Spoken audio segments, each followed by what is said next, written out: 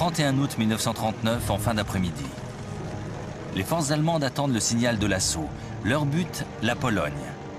Les aviateurs étudient leurs cibles. Les chars rejoignent leur position.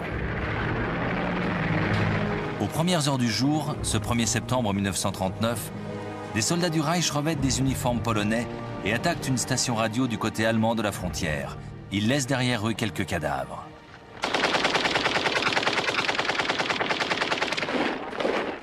Pour Hitler, cette pseudo-agression justifie l'invasion de son voisin polonais.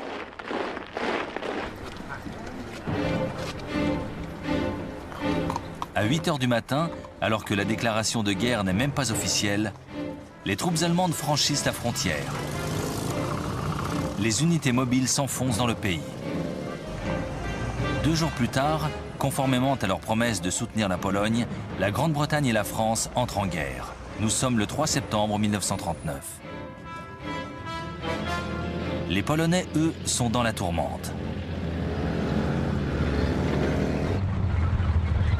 Inférieurs en nombre, les soldats polonais doivent faire face à un nouveau type de guerre pour lequel ils ne sont pas préparés.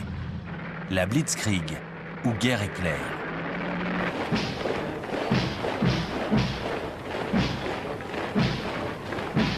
En 1939, l'armée allemande compte 1,5 million d'hommes. Son fer de lance, les chars d'assaut, avec 6 divisions de panzer et 4 de blindés légers destinés à la reconnaissance en territoire ennemi. Au total, une force de 2400 véhicules blindés. L'objectif, pénétrer en territoire ennemi et telle une lame plantée au cœur des défenses, couper les lignes de communication et semer le désarroi.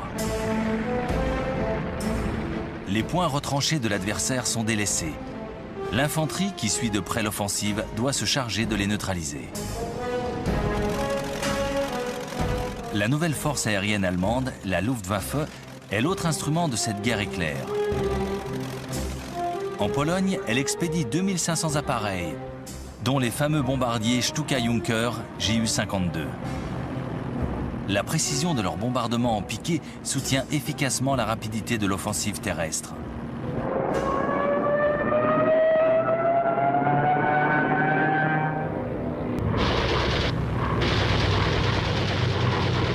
Dès le début, tout se passe bien pour les Allemands.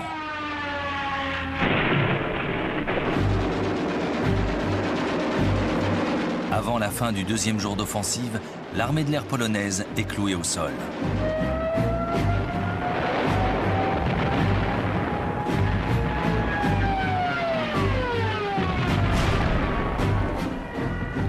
Les panzers s'enfoncent profondément dans les lignes ennemies. Les Stuka labourent les positions de l'adversaire.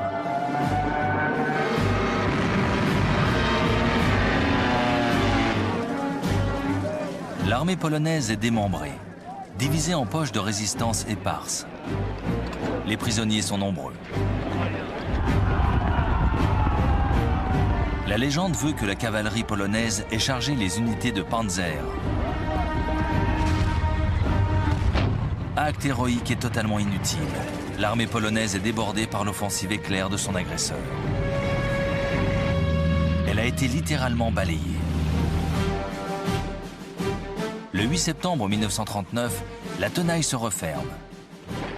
Les troupes allemandes abordent les faubourgs de Varsovie. Le 17 septembre, c'est au tour de Brest-Litovsk d'être assiégé. Le même jour, les forces soviétiques, en vertu du pacte signé entre Staline et Hitler, franchissent la frontière orientale de la Pologne.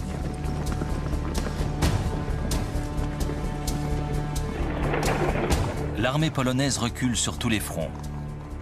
Le gouvernement a quitté le pays. Seule Varsovie résiste encore.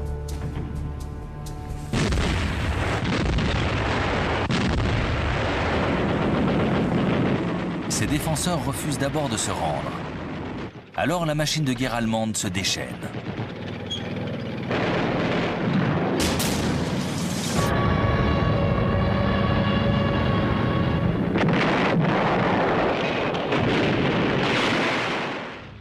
Hitler se délecte de l'abominable spectacle.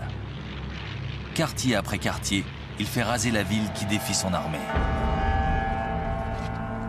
Le 27 septembre, Varsovie exsangue se rend. Le jour suivant, Allemands et Soviétiques se partagent la dépouille. L'Union soviétique annexe la moitié est du pays. L'Allemagne s'empare de tout le reste. La Pologne a vécu.